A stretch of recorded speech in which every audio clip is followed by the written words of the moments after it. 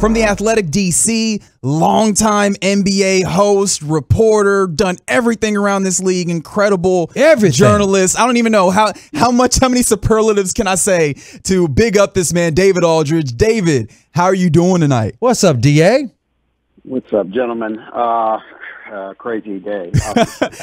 That's why I can't thank you enough for stopping down, because I know your phone has just been blowing up for like the last 24 hours. Yeah, we appreciate you greatly. And if you ever need to jump off, we are not going to be offended. But one thing for me, I know that I enjoyed when like the turn of the league year was at midnight. I imagine you enjoyed this way a lot better, huh? Oh, this was a lot better. This was a lot better. Yeah. Can we start this off, David, with being Maverick-centric? I want to know your thoughts about Brunson going to New York and how you think what the Knicks are up to, because remember, they basically skipped the draft and deconstructed their team to make room for him. Yeah. I mean, I think it's likely that this expands at some point into a sign and trade. I think the Mavs have to dispatch a couple of contracts in order to be able to bring JaVale McGee in and some of the other things that they want to do. But I think it's a relatively easy thing to do. I don't think it's especially difficult to do. So I suspect that'll get done fairly soon, I guess. And yeah, I mean, look, I think when they got Spencer Dinwiddie, I thought that was their Brunson insurance. I thought all along that was their Brunson insurance. Once they could not get an extension done with Jalen, it seemed clear to me that it was going to be hard to keep him there. And Spencer, as you guys know, obviously played, I think, pretty well for them in the playoffs and showed how he can help them. So it's a loss. I agree, but it's also a lot of money. It is a lot of money. I like Jalen as a player, but I think, it's just hard to keep everybody in this era, especially when you have a supermax player in Luka Doncic. It just makes it hard to keep other high-profile, high-salary players around them. You try, but I think I think the Mavs will. I don't think it's like a disaster if they lose Jalen. I'll just put it that way. I think that they can still put a very good team out there next season and a contending team, because I think they may have other moves up their sleeve. Agreed. Now, David, we were just talking about Spencer Dinwiddie, and I know that he's going to be one of the players that they asked to step up into some of that role that Jalen Brunson has left. I mean, you got to see him a good amount in that DC area where you are when he was playing with the Wizards, and I know that there was a little bit of I don't know if frustration is the right word, but there was a little bit of I guess issues when it came down to the role that he was asked to play and how he felt in that. Do you think that there could be any issues like with him stepping into that role where he's expected to be more of a facilitator, or do you think that whatever problems he had were more just kind of the role and maybe coming off of the injury there in Washington? Yeah, I don't think it'll be a problem because, again, we saw it in the playoffs, right? I mean, if he had played poorly or really shot the ball poorly in the playoffs, I think you might have some concerns going forward. But he showed you, in a very high-profile games and big series against Phoenix, and he had some huge games for them, and he seemed like he had no problem playing off of Luka, right? So I think that showed me that Spencer will fit in fine with Dallas going forward. I mean, as you guys know, the number one question for any player coming there is, can they play off of and play with Luka? That's it. There's nothing else. There's no other criteria that you're going to judge a player by with the Mavericks. And I think Spencer showed that he can do it. The problems that he had in D.C., I think some may have been his fault and some were not his fault, in all honesty, So I think that it's very hard for a team that hasn't won for a long time to understand that everybody's got to sacrifice a little. It's very difficult. And so I think Spencer's in a very good situation in Dallas. I'd be very surprised if it didn't work. DA, the biggest story that came out today, not the different signings, not the trades, not the sign-in trades. It was Kevin Durant announcing that he wants a trade, and Brooklyn saying, yeah, we're going to help him facilitate this. Can you talk about the trickle down? Can you talk about the scenarios, your reaction when you heard that KD wanted out? I mean, I can't say I was shocked by it. It was somewhat surprising just because, once Kyrie opted in, I thought, well, maybe, they'll run it back one more time, right? They'll give it one more shot next season because Joe Harris will be back, and they'll have a full year of Ben Simmons, and you see what you have because you haven't seen them yet. You haven't seen those three together yet, right? So, obviously, there's been some really good reporting. Logan Murdoch wrote a really good story and knows KD very well, and seemed to think that there was still a chance that a deal could, that KD might not be happy there, and it certainly turned out to be that way. So there's, I mean, I'm not shocked by it because that's been the Nets have been so kind of off kilter for more than a year, really. I mean, it just has not looked like a very strong organization. It just didn't seem like there was any type of top-down structure. I mean, and even if it wasn't top-down, even if it was kind of player-centered, it didn't seem like that was working either because your top players were always out. They were always injured. And then Kyrie wouldn't take the vaccine, so he just wasn't there, So it just didn't seem very stable. And so I am not surprised that Kevin didn't see, a long-term vehicle for success there. But again, I think the player has to take some responsibility too. He went there. He wanted Kyrie to come with him. They wanted DeAndre Jordan to be the center. They didn't want Kenny Atkinson to be the coach. So they wanted Nash. They both said they wanted Nash.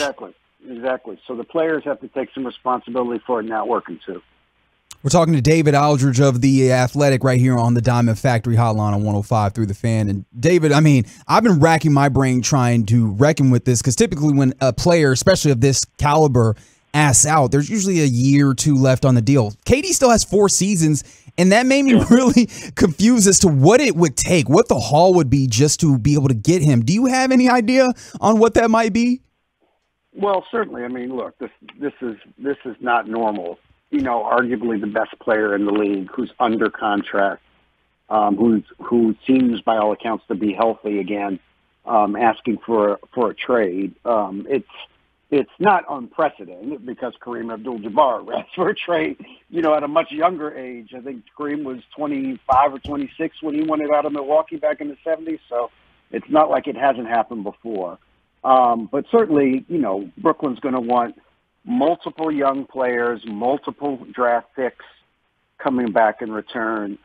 If he does want to go to Phoenix, it seems to me that it's not that it's any trade involving someone like Durant will be easy, but you could certainly see a path with DeAndre Ayton kind of being the centerpiece, right? If the Suns do not want to give him a max deal, I don't know that Brooklyn wants to give him a max deal either, but sometimes if you just want to leave, you take a little bit less than the max just to facilitate, just to make sure the deal gets done. So, I could see a deal centered around Ayton.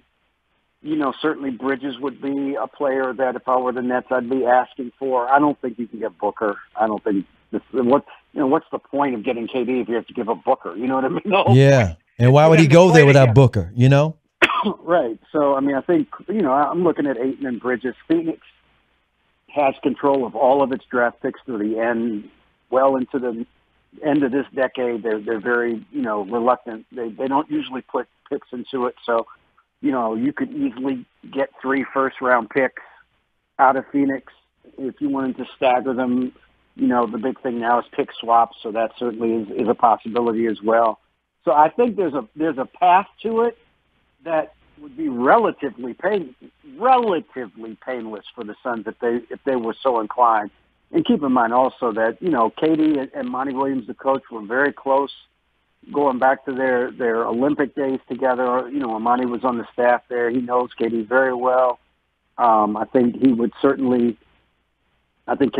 would obviously welcome being coached by Monty, and I think Monty would welcome a player of KD's caliber coming back to run it, take a shot with Booker and CP3. I mean, that's pretty formidable if you have those three going forward.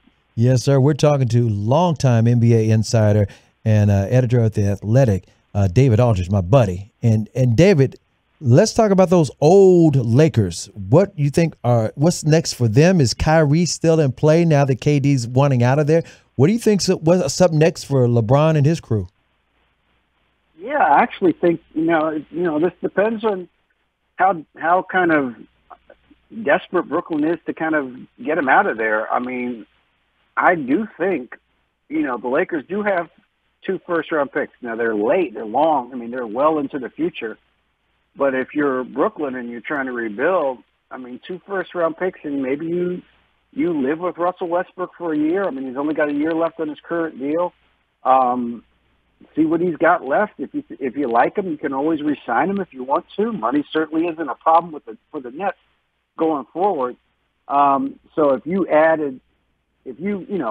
took that, and I'm not saying it's a great return for Kyrie, but again, I don't think the Nets are going to hold out for a great return for Kyrie. That's not the same as KD. You know what I mean? It's just not.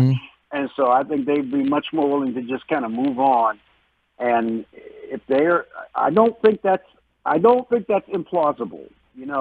I wouldn't call it likely at this point, but I think it is possible that some sort of package of Westbrook and those 2 firsts might get you in the ballpark of getting Kyrie to the Lakers. DA, what do you make of James Harden doing the team-friendly thing to make room for Daryl Morey to recalibrate or bring back together the 2019 Rockets, it feels like, and getting PJ Tucker and Daniel House together? I mean, I think James and Daryl have a very strong relationship. Obviously, the Rockets gave up a lot to get James from Oklahoma City. They built a team around him. He became the league MVP, playing the way that Daryl wanted the Rockets to play, which was to basically give James the ball and all the shots and all the assists and all the minutes. And if you don't play defense, we're not going to yell at you, that sort of thing. So he's made a lot of money already, guys. Oh, yeah, for real. Including with Adidas. You don't have to take every dime, So this allows them to do some other things. They can bring in PJ Tucker, as you mentioned, and maybe make another signing or another trade, and not have to bump up against that luxury tax. So I think it's a combination of things. But I think what it comes down to as well, in all reality, is that James knows the team that they were going to run back isn't good enough. He's just not good enough to compete in the Eastern Conference with a healthy Milwaukee and in Boston and some of the other teams at the top. They need more guys, and if he took up all the money, they wouldn't be able to get more guys. So they can add a couple of role players that can certainly help in terms of their wing length and defense and things like that they need. And he's still making a lot of money. He's still going to make a lot of money. Yeah. Yes, sir. Hey, DA, before we let you get out of here, let's swing back to the Dallas Mavericks. I want a national perspective. It's been about a year now with Jason Kidd, Nico Harrison, how they're running this organization and the prospects of them having even more success. And is a Dallas Mavericks team with Luka Doncic on it a team that some free agents might want to come to play with? You tell me your national perspective at this point in time.